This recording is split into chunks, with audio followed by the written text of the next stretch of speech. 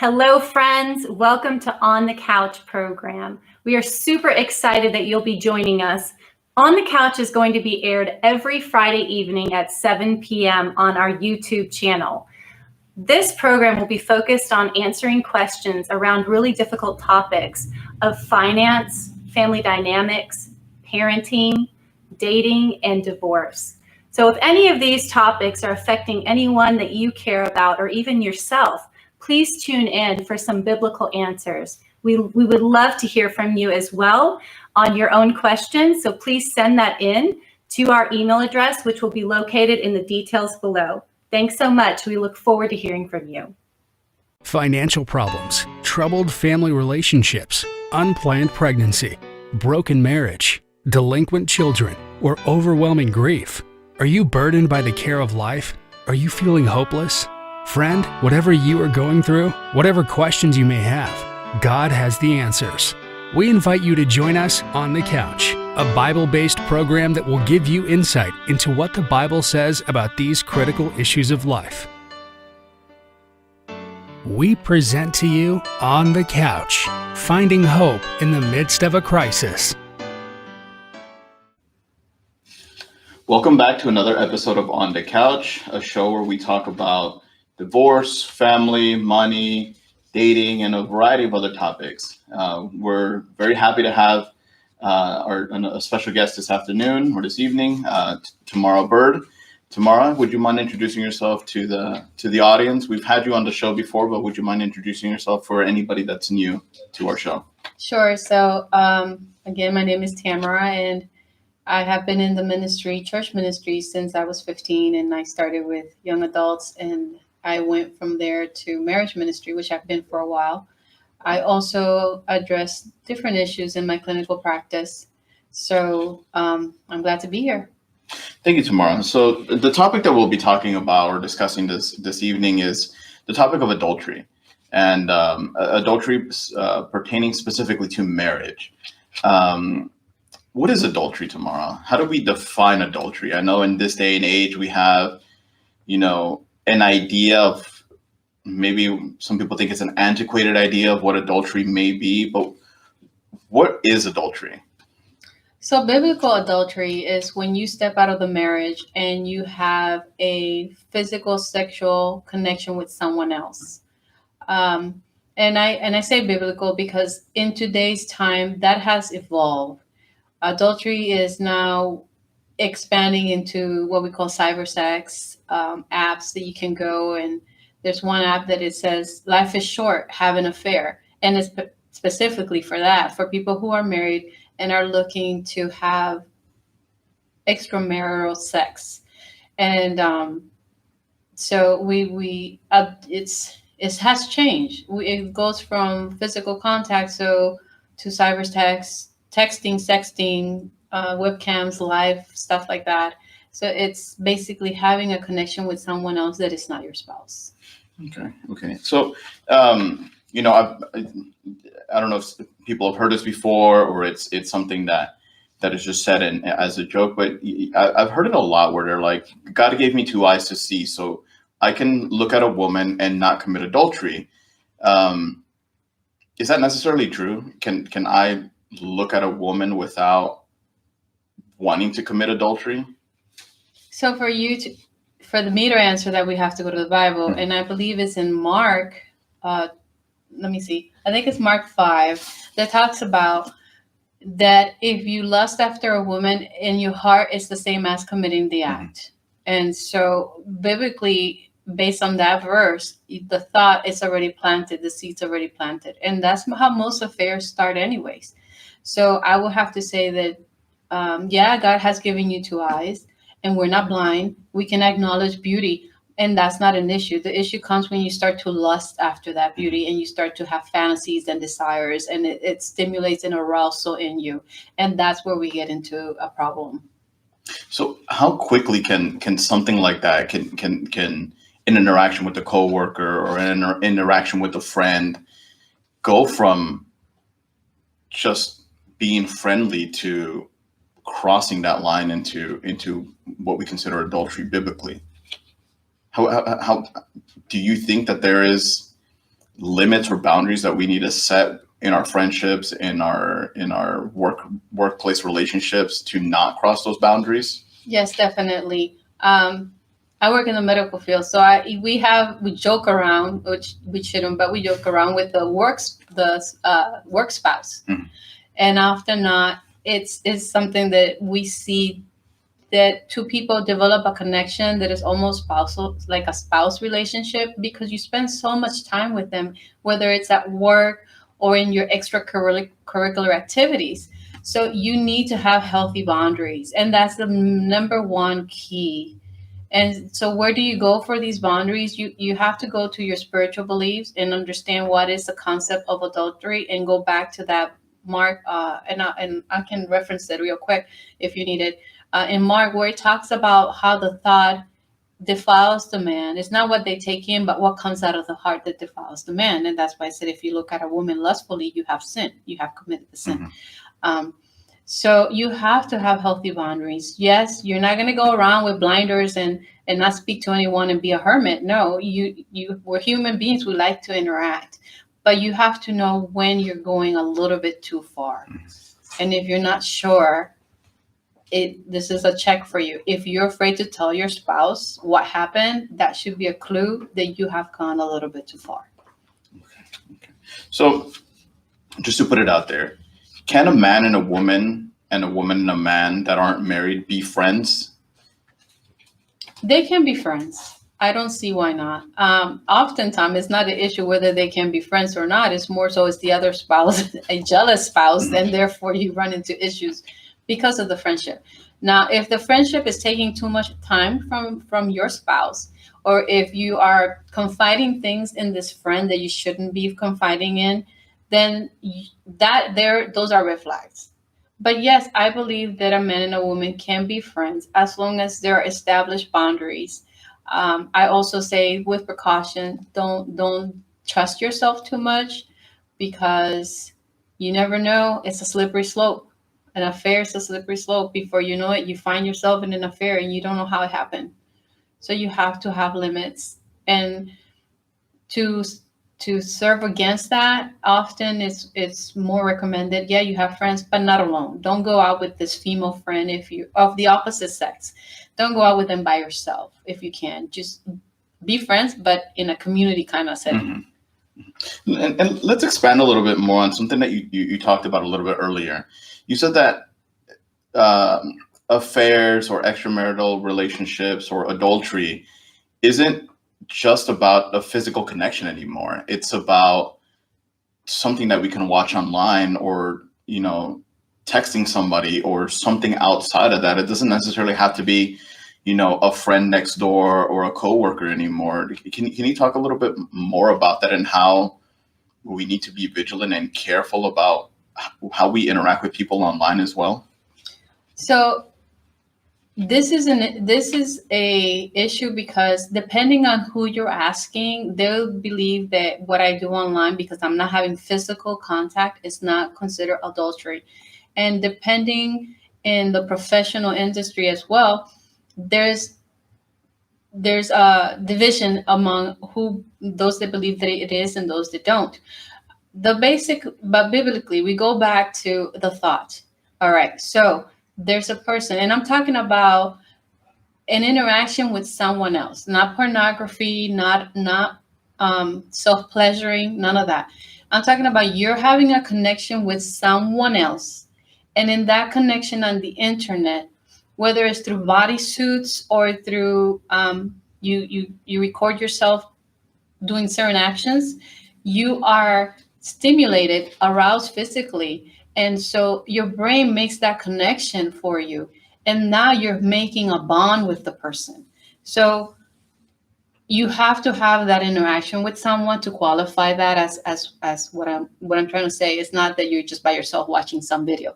This is an interaction with a live person. And the reason this has become a bigger issue is because studies have shown and statistics have shown, for example, one of the small groups, let's just take a small group, the sample that they did, they did a big sample, and out of that sample, 8% of the people that were in adultery admitted to doing cyber sex. And out of the 8%, 6% went on to meet the person. So now we go into, okay, now I'm meeting you, now we're carrying out the act.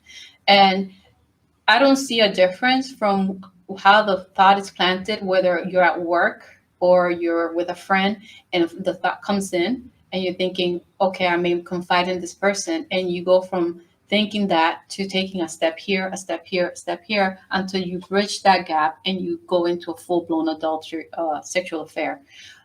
It's kind of the same process, even though they're distant. You are making connection. It's an active process. It's not a passive process. So you're making connections with this person, and oftentimes it's happening under the house. Sometimes even next to the spouse, because they're on their device, reaching out to the person where they could have been spending time. So it's a process that you see the same thing. It starts small. And as you can see, out of the 8%, more than 50% went on to have this physical contact. But as society, as we evolve in a society and we have these bodysuits and other technologies that allows us to feel the physical part of this relationship from a distance, then it's the same. Your brain, it will not distinguish whether it's in person or, And so I don't know if you can necessarily answer this question. I don't want to delve too much into the psychology or what goes on into the mind of the person, but what is the catalyst for adultery sometimes? Does there have to be a reason? Is there something that we try to justify sometimes? Well, I'm lacking something at home, or this, that, and the other thing. Is there a reason or a common theme that we see behind why somebody commits adultery, or is it just because it just happens? It's a combination of both. So if you look at statistics, and I don't like to quote statistics because there's so many variables, but there is a consensus in some statistics where, whether you look at it in the general survey or if you go Institute for the Family, they seem to have a consensus that for men, I think it was 40 and 44 men, the reason they were looking for out of their marriage is because they got bored with their sexual partner, so variety in the sexual experience, or they were not getting enough. That was the survey, what the survey revealed. For women, interesting, it's still 44, it's still in the 40s. Their reason for doing so is for lack of emotional connection and support from their spouse. So then they connect emotionally with somebody, and then it leads to the affair. And then the other one that is also in the 40s was validation. They want to feel sexy and desired, and so they go out and venture.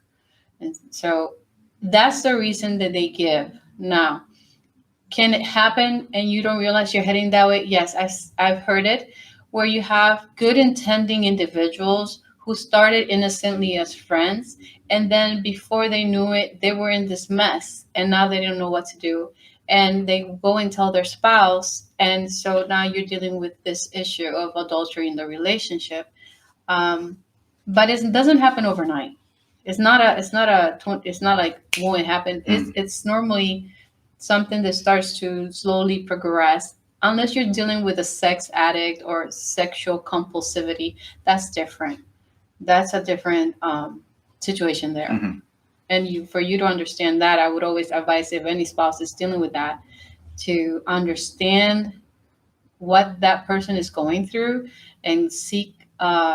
Hopefully, there's the person who's dealing with that is having counseling, and it's good for the spouse to sit in so they can understand, why is this compulsive behavior happening? Not to justify it, but at least they can understand it. So, again, we tend to think in terms of, well, this is just going to affect my spouse.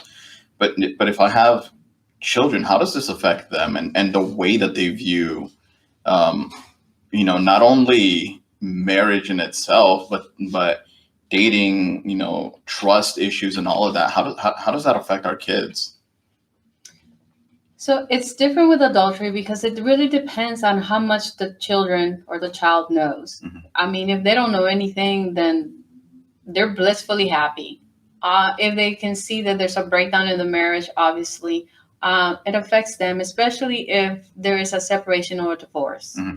And if you go to that as the answer, we separate with divorce, I'm taking the kids, suddenly they're ripped out of what they know, what is familiar, and they're put in a new environment. And that is a traumatic event for any child, because now they lost their unity of the family. Now they have two separate parents.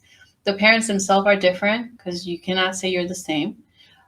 They themselves have to deal with new identity, and now they're in a new school, new church, new friends. So it's a very traumatic event. And normally when anything like that occurs, it is always advised to seek counseling for those children and try to, as soon as possible, to restore a stable family home and provide positive outlets for them.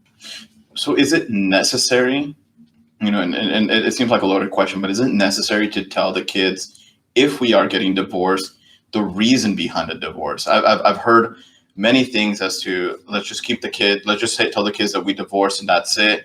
They don't need to know any more information. Or do you think it's necessary for us to expose our kids to the reality that, yes, your father, or yes, your mother committed, did this act? So I would say that for children, depending on their age, especially 18 and under, they don't need to know the details. So the details of what happened, they don't need to know. Now, you do need to be honest with them, because if you're not honest with them and you keep them blinded per se, they may think that the divorce, which is often not what you hear, is that the children blame themselves for the divorce and they think they caused it, and therefore they try to fix it. Mm-hmm. So we don't want them to have that stress, undue stress on them, and anxiety. So yes, you need to have a serious conversation, but not a mature conversation. I wouldn't go and say, hey, your dad did this with this woman and this is what happened. No, that's not necessary. Just like if you're the person receiving the news of the adultery, I always say, don't ask for too much details, because those images stay imprinted. So yes, sit down, have a conversation. Dad and mommy are having adult issues. We need to resolve these issues. And if we can't, then we're going to go down this road, let them know, and let them know that it's nothing that they did, but, and there's nothing they can do to fix it, that they need to fix it themselves. So, when it comes to divorce and things of that nature, obviously, God doesn't want us to, what the Bible says, what God put together, let no man take apart. But God does allow a provision in these cases. Should we try to work through them and try to come out on the other side? Or do we go straight for the divorce? And how do we know what's the best option for us? So when you first find out or hear or suspect, and then you get confirmation, because sometimes you suspect and you already know what's going on, and then you get confirmation. Other times you just find out. Either they confess, or you run into a situation where you're confronted with the truth of the reality of what's going on. It is always advised, especially if you go into psychology today, what advice it's an advice, is not set in stone, that you don't react right away, because you're receiving this information, your emotions are running high, your judgment is clouded.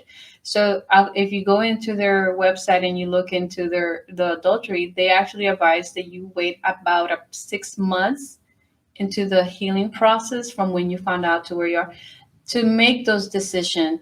And we're talking about big decisions. I'm not talking about small ones. I'm talking about, like, let's divorce, I'm growing the kids, I'm running out. Because if you do that in the spur of the moment and you grab your kids, let's say they're sleeping, you find this out, you have a big fight, and you go in there, wake them up, take their bags and run out. That is traumatic, And if you don't have children, again, you're going through so many emotions and so many things that you need time to process. I'm not telling you to stay.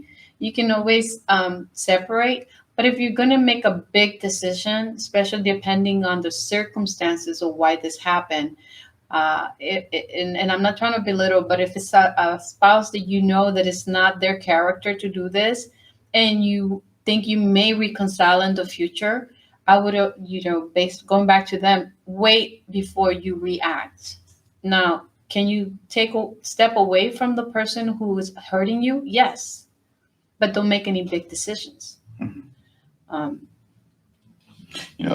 think, it's, finding out like you said, there's two different sides to that, and I want to touch a little bit more on that. You said that there's the I suspect and I kind of know and I'm waiting for confirmation from the person, and then there's the aspect of finding out in that moment. Do you think that has a lot to do with the approach that we take in either whether we're going to reconcile or whether we're going to divorce?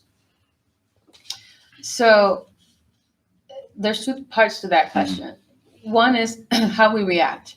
So when you suspect that it's happening and you kind of start to get the evidence that this is happening, you start to prepare yourself for what is to come. It doesn't mean that it's any less painful, that you're not going to be as traumatized as someone, but I think in a way you already start to get yourself ready. When the confirmation comes, it still hits you hard versus getting caught by surprise. Then you're thinking everything is happy and suddenly you get hit with the news. That's a lot to unload on a person. Reconciliation is different because, like I said, it depends on the circumstances of the relationship. How was the relationship? Obviously, something's broken because adultery occurred. But even if it's broken, how was it working? And is this within character of the person, or is this out of character with the person?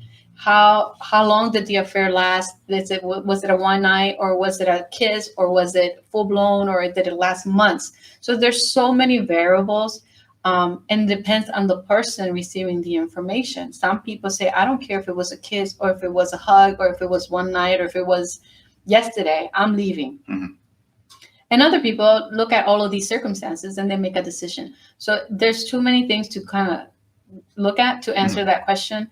What I can tell you is that, again, going back to psychology today, they looked at what we call peer review articles, and they looked at different research. And what the conclusion they came up with was that there were two main components to reconciliation and making a marriage work after adultery.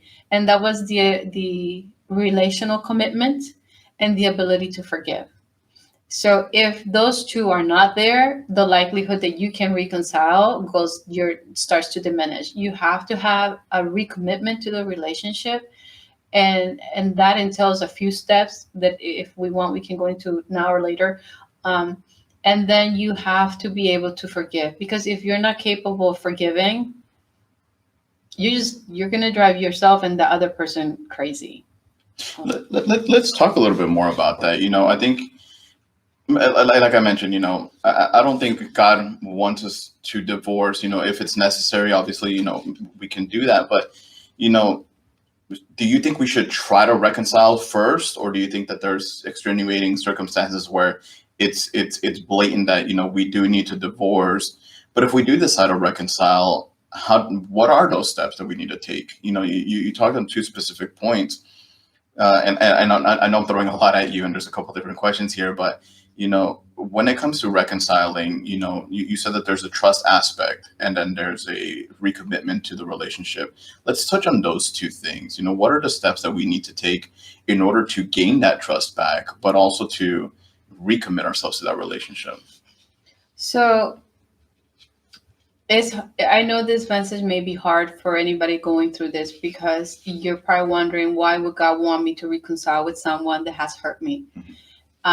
And that's where forgiveness comes in. And forgiveness is defined as extending mercy to those that have hurt us, regardless if they deserve it or not.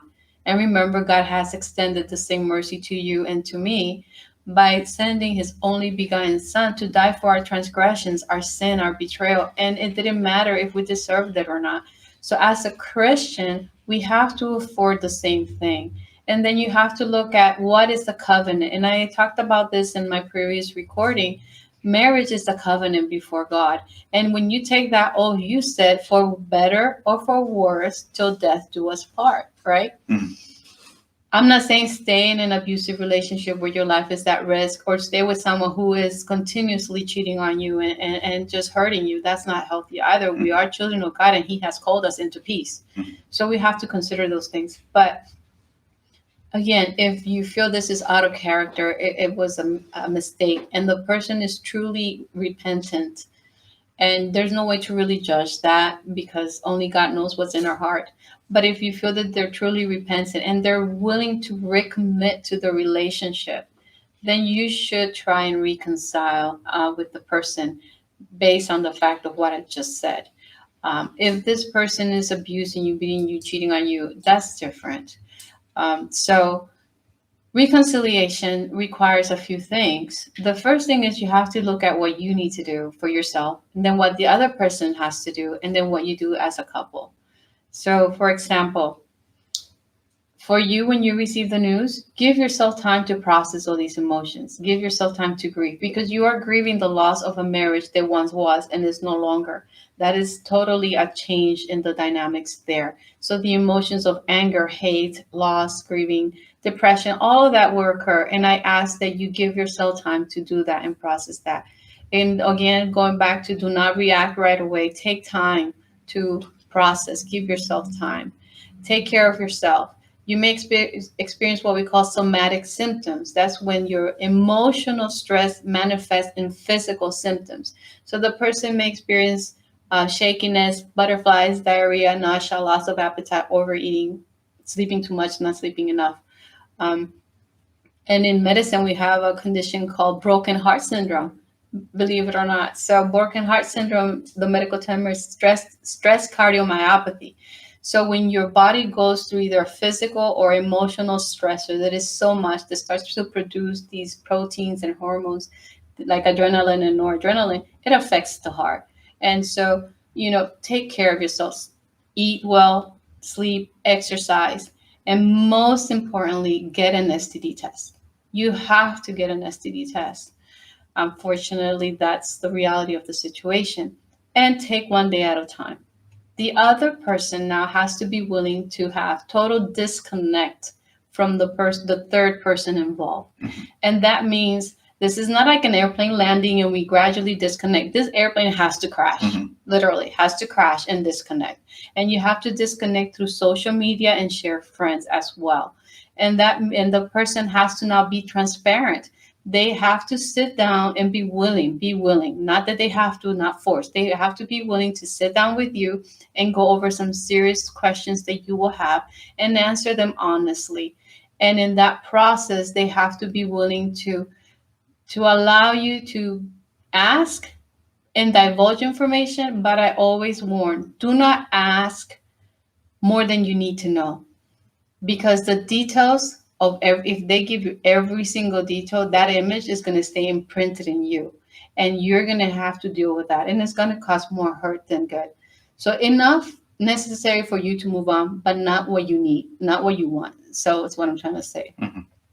They have to accept responsibility for their action, and that means that yes, the marriage was broken, and it doesn't matter what you did or did not do to contribute to the brokenness of the marriage. They're using an affair as a maladaptive coping mechanism to deal with those issues is wrong. And that is their choice. There are so many other ways to deal with brokenness in a marriage that doesn't include an affair. So they have to accept the responsibility for the action. Again, it doesn't matter what you did or did not do. The choice for him or her to deal with that this way, it was their choice, and that's their responsibility. So they have to accept that, and they have to then now deconstruct the message the affair gave you. Whether it's you're not loved, you're not worthy, I don't care about you, you're not respected. Whatever the message is imprinted in your heart, that has to be deconstructed. And the person has to continue constant reassurance, and they have to be accessible. Accessibility comes in the form of whatever they were hiding or whatever they were using to communicate with that third party. They have to make that available to you, whether it's their phone, their texting, their emails, whatever format they were using has to be accessible to you. And yes, you're going to look into that, but don't drive yourself crazy spying on them and looking at it every 5 seconds. The goal is to get to some point where you establish back some normalcy into the relationship, and that there's a balance with the amount of access that you need from the person. So, and the most important step, if you don't take anything from this, is consider counseling. You need counseling for yourself. The person needs counseling for himself and for or herself, whoever it is, and then for yourself, and then together. And I say separate because sometimes we bring issues that we have acquired from previous relationship into the marriage that needs to be dealt with. And then you also need counseling together to be able to reconstruct, to rebuild this marriage all over again. And accept that we are humans, we make mistakes. So in any relationship, there's going to be goods and bad, and when it comes to the trust, it goes back to taking small steps. It can be, you can learn. The key is learn. You can learn to trust again. Take small steps. You have to start to trust your intuition in order for you to be able to trust others. You also have to accept that you have mistrustful thoughts, and you have to be open about that so that you can get through those things. And then the person has to be, you both have to be open. You both have to be committed. You need time, and time alone will not fix the marriage. You need commitment, and you need to work towards it. I think that's it's in theory, it sounds very tedious. It sounds like very tedious work, to try to reconstruct the marriage. And it seems like, most people would rather take, not that it's the easier way out, but they would rather just say, you know what, I don't want to rebuild that relationship. It just seems like so much work. If we were together for 10, 15 years, we just threw away 10, 15 years, but it requires, active, engagement in order to rebuild that. And it took a lot of work in order to build our marriages, in order to build those relationships. It's going to take just as much or even more to rebuild it. I mean, that's the reality of it. And it's just, it looks so difficult. You ask yourself, well, why would anybody want to stay with somebody that has done that to you? How do you deal with those negative influences, with those friends that are telling you, don't do it? He's going to do it again. Once a cheater, always a cheater. You're going to have to hold it over his head. You get all of these negative things. How do you deal with those things? So once a cheater, always a cheater. We've heard that say. And the reality is the studies have shown that a person that cheats is most likely to cheat again, and actually is 3 times more likely to cheat again. So yes, but then we have to look at we have to look at the fact that what is it? I'm sorry, there was something that just distracted me. Sorry. You have to look at the fact that, yes, people are going to have strong opinions. Why would you be with someone who betrayed you, hurt you, that didn't respect you enough? And again, only you know what's going on in your marriage. And that's what I am.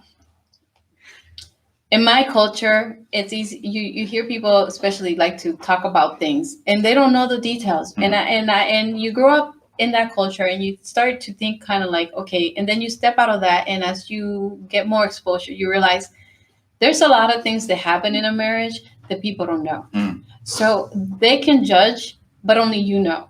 Only you know. And I say that from experience myself. My marriage has not been perfect. It's not like I'm great and happy. It's not been a perfect marriage for 23 years. 23 years, I think. We have had our ups and downs. Yeah. And sometimes I do go to my friends or my family and I do talk about things and they form very strong opinions. And then they're asking me, well, why are you putting up with that? And then I'm like, then I take it back and I kind of regret telling them, mm-hmm. because in the reality is that only him and I know what's going on between us. And at that moment, you want to feel validated. So you go fishing for that, mm-hmm. but it's not really healthy. So to answer your question, can you stay? Should you divorce? Should you stay and make it work? That is your decision. That is your journey. That is not mine or anyone else to say. You and that person know. And that's the bottom line. It's easy for us to say, why would you be with that person? Who's to say that you don't get married and you end up with someone worse or you end up with someone better? But then again, I cannot judge. You cannot judge because you don't know the ins and outs of that relationship. That person has to make the decision for themselves. And it's not very easy to do so in the middle of this whole stuff. And that's why they recommend you wait to make any big decisions. So it's a personal choice. So, let's put out a broad example. Let's say that we're we reconciled, we were trying it again, and then the spouse decides and does it again. Mhm. Can we go through those same steps over again? Is it healthy? I guess that's the question. Is it healthy to go back through those steps again if it happens later down the road again? So the emotional and the psychological effect that an adultery has in a relationship is hard to even fathom the impact it has on us. And then to go through that again, it's interesting because I have met women who walk out from the instance that happened. And I have met women, and I'm referring to women because they're the ones that tend to confide a little bit more when we talk. Most of the time, men confide on my husband. Sometimes it's a group thing. I have met women that their husband has cheated on them 3 to 4 times, and they're still with them. So the question goes to, I always address, how do you see yourself? What is your self-worth? What do you want out of this relationship? And I don't know the ins and out of your marriage, but why, if you're here because you feel like there's no other way out, that's not a reason to subject yourself to that. If you are dealing with sexual compulsivity or addiction to sex, that's different. But I am hesitant to suggest that you put yourself through this emotional abuse over and over and over and over. At some point, a person has to, and that's where God comes in, a person has to understand that what they're doing is a sin and they need to repent from that sin. And if you keep repeating this issue, even though it's a struggle, it is best to separate from that at that moment, then drag yourself down with this person into an emotional and a spiritual battle. It's not healthy.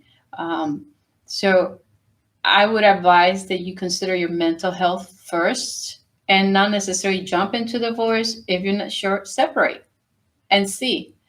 And if the person continues, then they have an issue. And at that point, you need to just step away from this dysfunctional individual in a sense, because all they're doing is hurting you. I think you touched on a very important point where you said that a lot of the times it's cultural. Culture dictates how we behave in marriages and whether we stay married to a person or not. And we need to understand that it's okay. It's not a sign of weakness. It's not a sign of, well, I don't believe in marriage. It's like you said, it's understanding that our mental health, our relationship, our self-worth is more valuable than succumbing to that abuse over and over and over again. So we need to understand that it's okay to walk away if it's necessary. And I think that's a very hard pill to swallow for a lot of people, because again, we take it, we take what we read in the Bible, and it says, let no man separate what God has joined till death do us part. Through thick and thin, we take all of this into consideration. You're like, well, I'm giving up, so I'll keep going and going and going.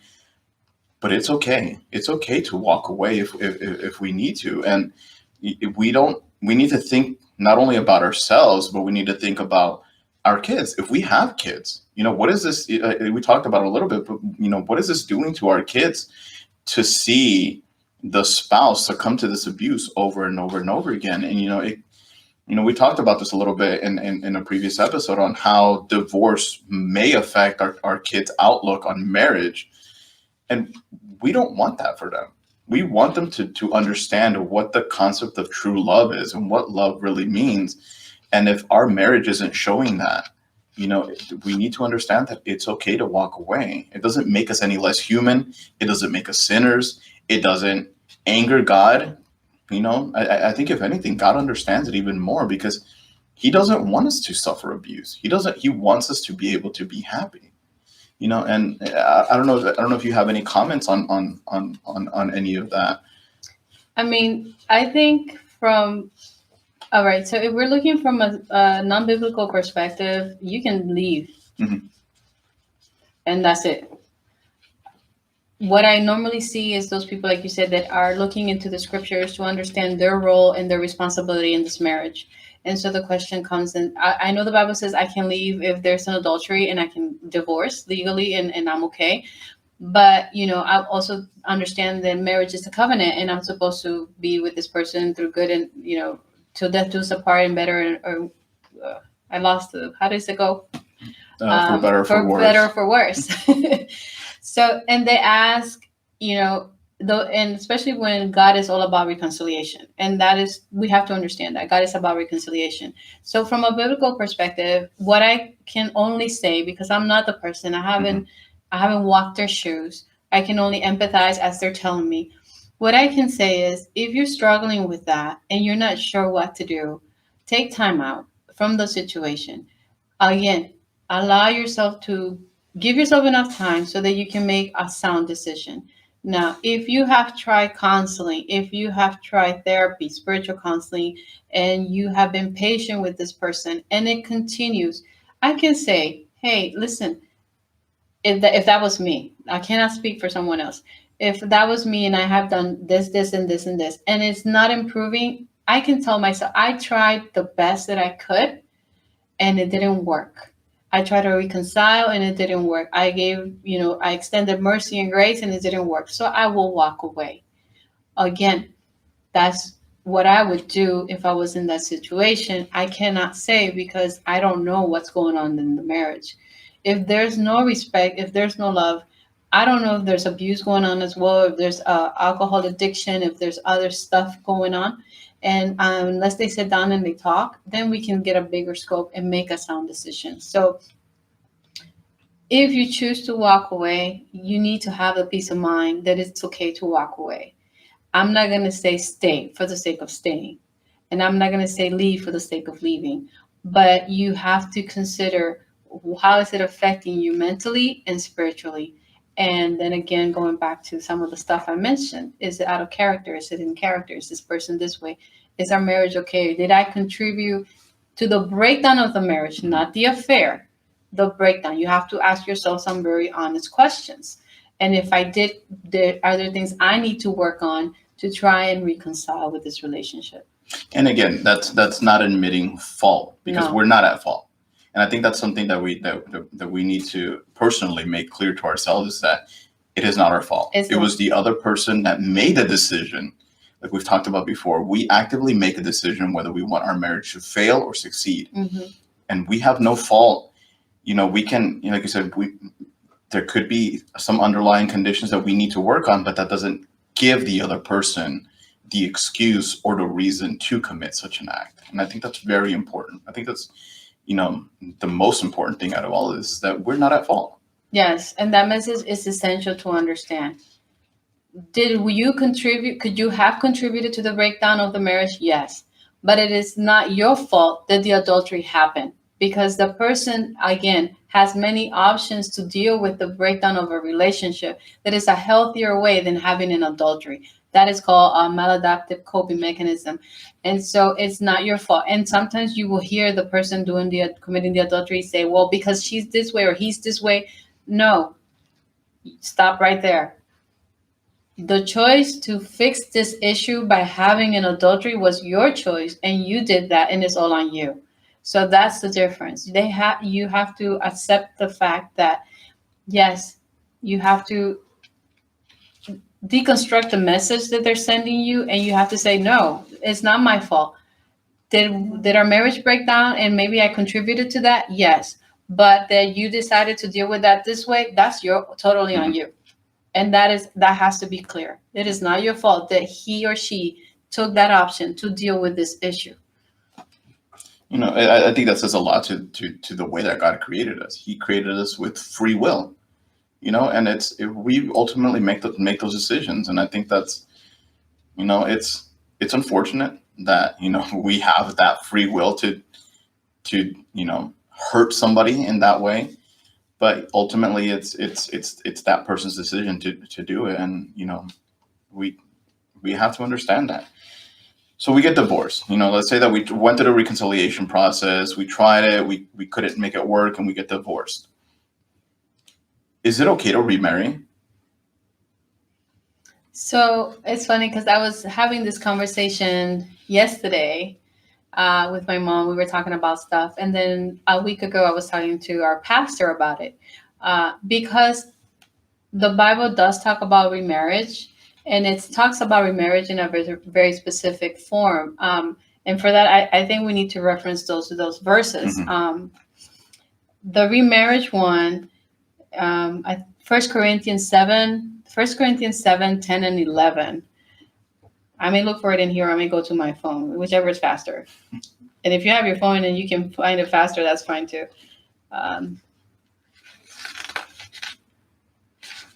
So 1 Corinthians 7, 10 and 11 says, and unto the married I command, yet not I, but the Lord, let not the wife depart from her husband. But if she departs, let her remain unmarried or be reconciled to her husband, and let not the husband put her away. Okay? So the key part was remain unmarried. And then you have to go into Deuteronomy 24. I gotta find Deuteronomy 24. It kind of gives you a clearer thing here. So I'm going to the scriptures because I'm not, 24. 1 and 4. It says, when a man has taken a wife and married her, and it comes to pass that she finds no favor in his eyes, because he hath found some uncleanness in her, and let him write her a bill of divorce and give it in her hand and send her out of his house. And after that, she remarries, right? So that's verse 2. And then the husband, the second husband, puts her away, meaning gives her a letter of divorce. It says here, when if her former husband, which sent her away, may not take her again to be his wife, after that she is defiled. So it talks about defilement. So you can remarry if you have not defiled or married to someone else. Because at that point, when you marry someone else, you already, assuming you have relationships with this person, you've given your body to this person. So it says not to do that. And it actually says in that verse 4, in Deuteronomy 24, it says, her former husband, which sent her away, may not take her again to be his wife, after that she is defiled. For that is an abomination before the Lord. And so, can you remarry? Yes. To the same person? Yes. But it talks about here that you shouldn't reconcile with someone if they're already married. So in other words, divorce, marry, divorce, and come back. No. But if you don't remarry, or if you haven't given yourself in a sexual manner, you should, biblically, you can reconcile to your first spouse. But remarriage in itself, it is possible to remarry. I mean, anything is possible, but we can remarry if, Oh, remarriage in general. For some reason, I thought you were asking if they can go back. No, but I think that's an important question as well, because, in the world that we live in, we see it all the time that, two people divorce, they go off, they get remarried with other people, and then somewhere later down the road, they find each other again, they get divorced for a second or third time, they come back together. So I think that's also something very important to address. But remarriage in itself, what are not necessarily the guidelines, but I think we go back to the Bible. Biblically, what does it say about remarriage? After divorce. After divorce, and specifically adultery. So that's the conversation I was having with the pastor, because it's a question that has come up. And I had that conversation with my mom, because I grew up in the church hearing that once you divorce, you cannot, if you legally divorce due to adultery or whatever, you are left to be unmarried until the person dies. And they went off of Romans, I think it was chapter 1 or chapter 7.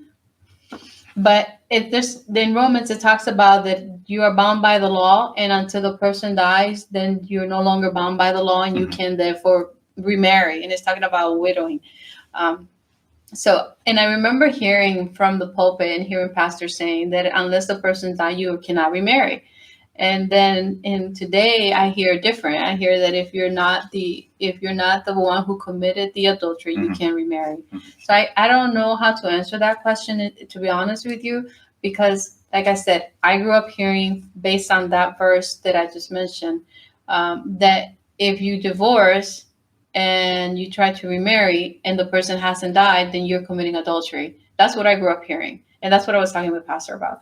And then I've also heard now from the last decade from different pastors that if you divorce due to adultery and it's not you who committed the adultery, then you're free to marry.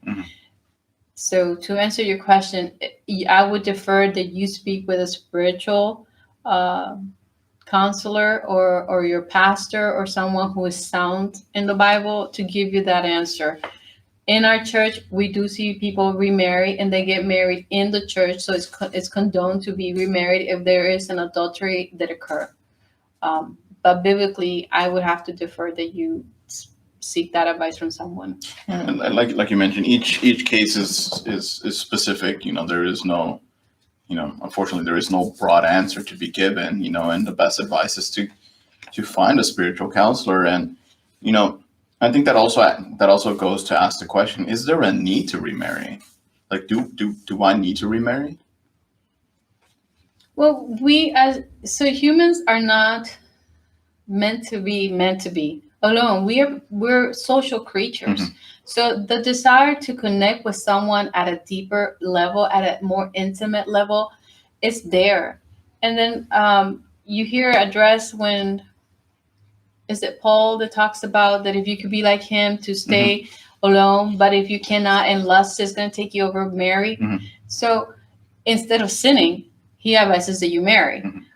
But like I said, we're social creatures. And if we were meant to be alone, then God would have never given Adam Eve, right? And he said that he looked and he didn't find an equal mate. And so therefore he caused him to fall asleep and made Eve for him. So there we get the example that we are supposed to have someone. So remarriage is going to be, it will come up. And it's going to be something that you're going to want to do. You're going to run into someone and you're going to make that bond and you're going to want to marry the person. That is totally natural. So it's natural. It's built in us to want to have that connection. So we go through all this process. We decide to either stay together or divorce. There's always fallout. There's always a process after to, the reconciliation process, I believe, is one, but is there counseling after the fact that whether we decide to reconcile or whether we decide to stay alone, to deal with the after effects that come after we've decided to stay together or after we've decided to divorce? So you need counseling, whether it's during, after, with or without the person, you need counseling. If you're with the person, you obviously need counseling because you need to figure out what broke in the relationship and try to make that work and get, hopefully the counselor will also equip both of you with healthier coping skills, which most of us go into a marriage not having. If you're by yourself, you still need counseling because you still need to go through the process. You will go through a grieving process, a loss, and you need to then have that help that helps you overcome all of that, and especially to deconstruct the message that, adultery, just like divorce, it stamps a message on you. It tells you that it invalidates you, and it tells you a lie that you buy into, and then now you take that identity. So we have to deconstruct that identity that you're not that lie, that you are not this person that you were made to believe you are, and come out on the other side with a different perspective and a healthier self-esteem. So whether it's by yourself or together or, divorce or not, you need the help. So is there ever a point in the reconciliation process, is there ever a point where this becomes just a distant memory, or is that memory of adultery always at the forefront of the mind? So forgiving is not forgetting. So those are two different things. For the first, and the journey to recovery can be as short as a few years, and for some it could be a lifelong pattern. as time goes on, you don't forget what happened, but it won't be at the forefront, or it shouldn't be, especially if you're trying to reconcile and you're doing the right steps and you're moving forward in a positive way. It will always kind of be there, but it should not, as we go down the journey, years down the line, it shouldn't be at the forefront. That's the key. It shouldn't be the first thing that you see when you see this individual, if the reconciliation process has occurred in a healthy way. If it occurred in an unhealthy way, that will always be the first thing you think about when you see a text, a phone call, walks away. You start to think those things. That's when the reconciliation occurred, but it wasn't in a healthy way. If it was in a healthy way and you got to a point that you have overcome your issues and you have total forgiveness and mercy, and God has come into the relationship, which is essential, because obviously there was a spiritual breakdown of our moral biblical compass for the adultery to enter into a Christian home. So you need to have God back in the picture. And as God starts to work on the spouse that committed the adultery and on you, and with counseling, the reconciliation process should get you to a point where you are in a healthy, stable relationship. That doesn't mean that you forget what happened, but you have moved forward, and the identity now has shifted from an adulterer to a forgiven spouse. And in that, the mercy of that speaks volume. So, what advice would you give? And we'll close with this, but what advice would you give to someone that suspects that there's adultery going on, or someone in the middle of knowing that adultery is going on and going through this process? What advice would you give to somebody? So I would say this journey, it won't be easy if you're looking to reconcile. And even if you're not reconciling, the journey of dealing with adultery is not easy, whether it's reconciliation or by yourself. What is essential, and I think it's the most essential part in any aspect of any relationship, is the word forgiveness. Because forgiveness allows you to heal and allows you to move forward and on with your life in a healthy way. And studies have shown that forgiving others produces a strong psychological benefit. It reduces depression, it reduces anxiety, and it reduces unhealthy anger. Forgiveness does not excuse the offense that has occurred, and it's not pretending that something happened. It's not a weakness, it's quite the opposite. It allows you to find meaning, not an excuse, in what has occurred, in the transgression that has occurred. It does not diminish your pain, and it does not say, I'll deal with it the best I can, or things happen for a reason, I'll make the best of it. No, forgiveness acknowledges the brokenness in you. It allows you to find peace within yourself. And it kind of helps you, it recognizes the injustice in the process, and it also allows you to find mercy and peace. And it's essential for anybody's health, mental health, to find that, because without forgiveness, we get stuck. And it's not just in adultery, it's just not in divorce, it's in everyday interactions. And our spirituality is essential for those who are listening that are Christian. You don't want to lose your salvation because of someone else and what they did to you, and you can't get out. And the only way you can move past any offense is to offer forgiveness, to offer the mercy to that person who has harmed you, regardless if they deserve it or not. Will it be easy? Maybe not. But can it be done? Yes. And for that, I extend prayers for anybody that's going through this, because it's not an easy process. Tamara, I want to thank you so much for taking the time out and talking with us about this very heavy topic of adultery and divorce. And to you, the audience as well, we want to thank you so much for joining us this evening for this topic of adultery. We hope that you have taken something away from this conversation that we've had. And if you're dealing with this, know that there is hope. There are options out there, and at the forefront should always be putting this decision into God's hands and knowing what God wants for us, because He does want us to be happy, and He doesn't want us to suffer either. So, audience, we want to thank you so much for joining us, and tune in next week for another episode of On the Couch. Hello, friends. We are super excited that you have been able to be a part of the On the Couch program. I'm sure that a lot of you are really enjoying this and maybe even have other questions that are outside of this program.